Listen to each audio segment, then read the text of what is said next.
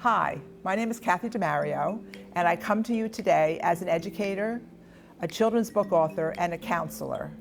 Today we're going to discuss how we can help the number one problem that children are experiencing right now.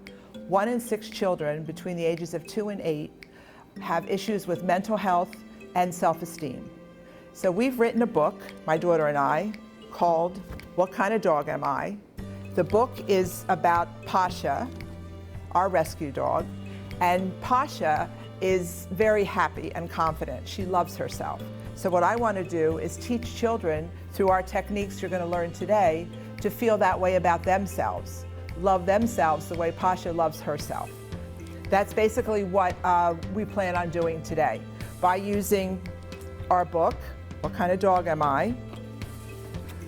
A self-esteem toolkit that I've developed that you can use to challenge negative thinking using cognitive psychology, and a toolbox that was developed by Virginia Satir, a very famous family-renowned therapist. So today that's what we're going to do, and I look forward to you learning about how to raise self-esteem just as we have done with Posha. We built this program based on the work of Albert Ellis and Aaron Beck, very famous cognitive psychologists, who taught us that the reason we feel unhappy or sad or angry or fearful is because of the way we think. We have this inner critic that's in our head that constantly tells us what we're wrong, we shouldn't do something. It's a negative voice. We're not even aware of it. It just comes all the time. I shouldn't do that. I am stupid. I'm the worst person in the world. Those are irrational statements and they don't mean anything.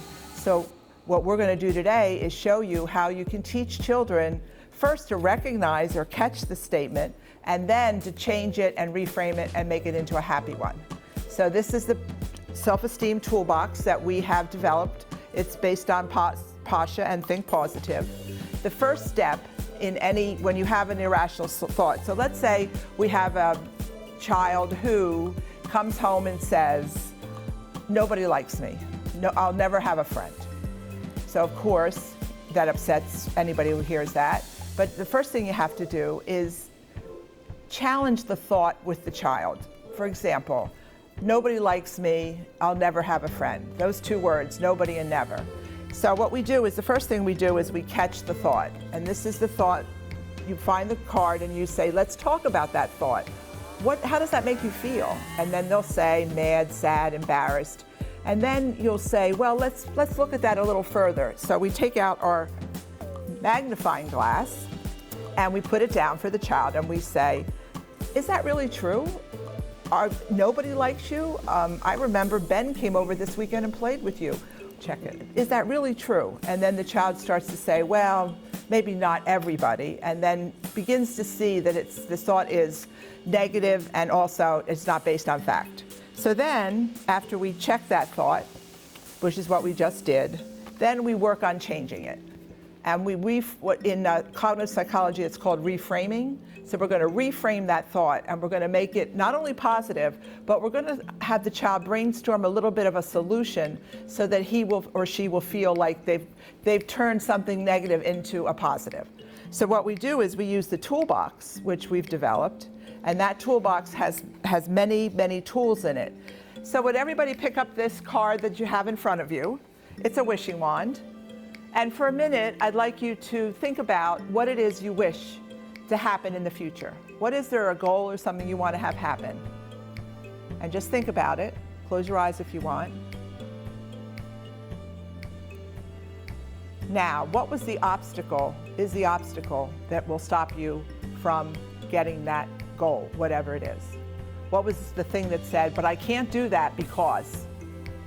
That's what we're going to talk about today. We're going to talk about dealing with that negative thought that comes with something that we want in our lives, whatever we want. And that negative thought will stop us. It's a roadblock from getting happy or confident or whatever we need. So today we're going to work on that, and we're going to show you techniques so that you can change, you can wave that wand and you can have anything you want in your future. So there's a courage stick in the toolbox. So let's talk about courage, and do you need to have a little courage to do something that can make this better? And then the child and you talk, and maybe they say, well, tomorrow I'll have the courage to ask Bill to sit with me at lunch. Okay, let's try that tomorrow. You'll use your courage stick, you'll go up to him, you'll talk to him, and at least we'll figure out whether that works or not.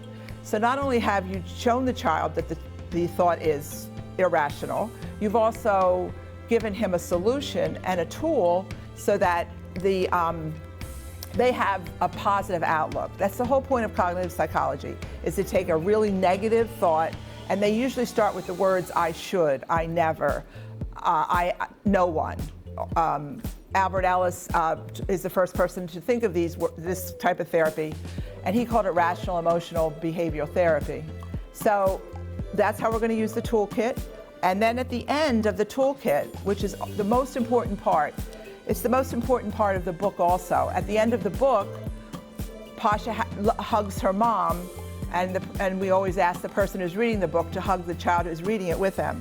But the most important part is the heart.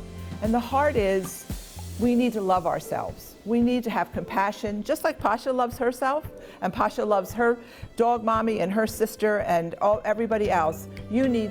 A child needs to love him or herself and understand that they need to be compassionate and caring for themselves, and that also everybody loves them. And that would be the full technique of using the toolkit.